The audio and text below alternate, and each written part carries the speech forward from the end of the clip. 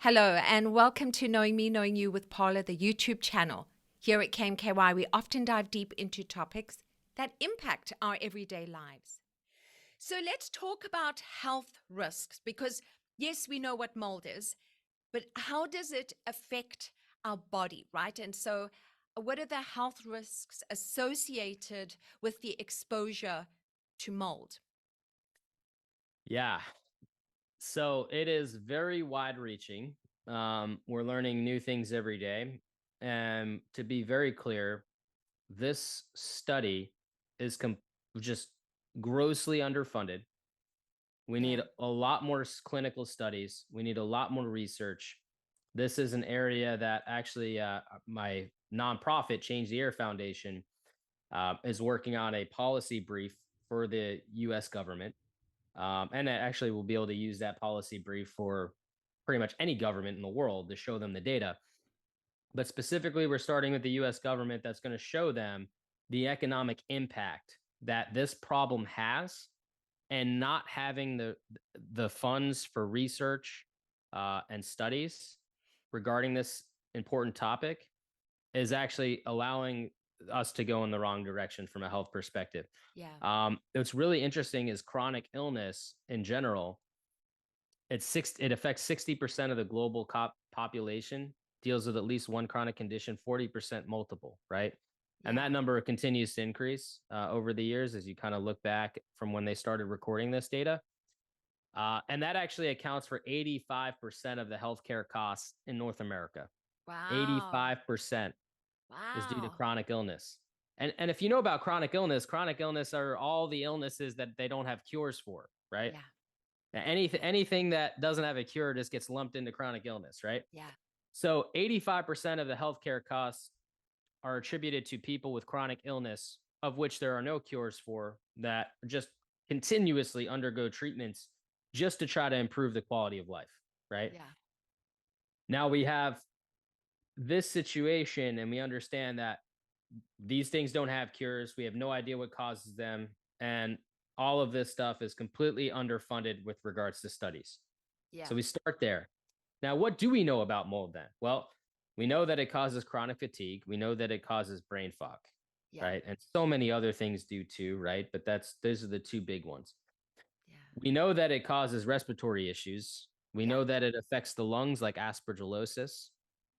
We know that it could affect the heart as well, with fungal infections of the heart. Unfortunately, cause deaths in extreme cases. Wow. Um, we understand that there are neurological effects of this due to the amazing work Dr. Dale Bredesen's been doing recently to shed light on inhalational Alzheimer's, or Alzheimer's subtype 3, Wow. and the early onset of dementia. I know specific people that have been diagnosed with early onset of dementia in their 30s that was Wow. believed to have been because of environmental toxins that, when that person was removed from their environment, started to recover. Wow. I could tell you about a woman whose name is Shannon Hill. She did a YouTube video that you guys should check out, because I think, to really get it from the horse's mouth and see all the symptoms on the screen of what she Yeah. experienced is remarkable. But this woman was diagnosed with pretty much everything under the sun, was bedbound 95% of the time, had a GJ feeding tube installed into her lower intestine to give her the nutrients to keep her alive because she couldn't eat. Within 7 days of removing her from the environment, she's walking again. She's able to hold her kids again. She's able to make herself a meal again. 7 days. No Wow. other treatments, just 7 days out of the Yes. environment. Okay. Yeah. GJ feeding tube is gone. Now, Yeah. I text her. I just texted her last week. Okay. We still talk. And she asked me questions like, when's it time to change my air filters? She has been a very good student. But to see her go from so sick when I first met her to having a normal life again Yeah. is incredible. Yeah. It what it was she diagnosed with at the end of the day, I think the major diagnosis that stuck was POTS. Um, we also know that mold can impact kids with pans and pandas. Yeah. We understand that in these toxic environments, the pans and pandas symptoms seem to flare up. I couldn't tell you if it causes pans and pandas. Certainly seems to exacerbate it though. Yeah. And again, when these kids are in different environments, when they go away for the summer, when they do all these different things, their symptoms lessen, right? Lesson, And this is right? kind of Yeah. what clues us into this stuff. Yeah. Um, we understand that this can cause gut issues, inflammation due to the inflammation. Uh, it's more than respiratory and allergies, right? Yeah. Which is, I think, Yeah. for the past 20, 30 years, all we've ever heard about with mold is causes allergies, right? Yes. It Yes. causes respiratory issues. And we Yes. know today is that due to the hundreds of studies many amazing doctors and academic professionals have done so far, is we know that it's way more than just respiratory and it's way Yeah. more than just asthma, right? Yeah.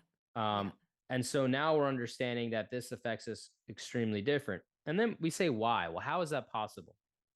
Well, let's go to some data from the American Lung Association. Anything smaller than 10 microns in particle size causes the greatest human health risk because it is so small that it bypasses our self defense mechanisms, Interesting. right? Mm-hmm. There's another great study that talks about the particle and how particles influence the human body.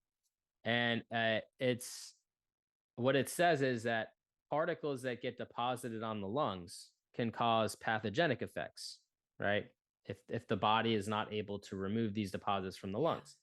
Well, when you're talking about something so small that can bypass our self-defense mechanisms, you're Yeah. almost always going to be dealing with that issue, right? Yes. And Yes. what's remarkable is we've had all this information, right? But you still have this general consensus that something like mold is no big deal. Yeah. Something like bacteria is not that bad. I'll just wash my hands more and we'll be Yeah. fine. Yeah. Right. Yeah. But that's not really the case Yeah. because what we learned from COVID is the greatest route of exposure is through the air. Yeah. Right. Right. Yeah. And why is that? Because we take 20,000 breaths per 1,000 breaths. day.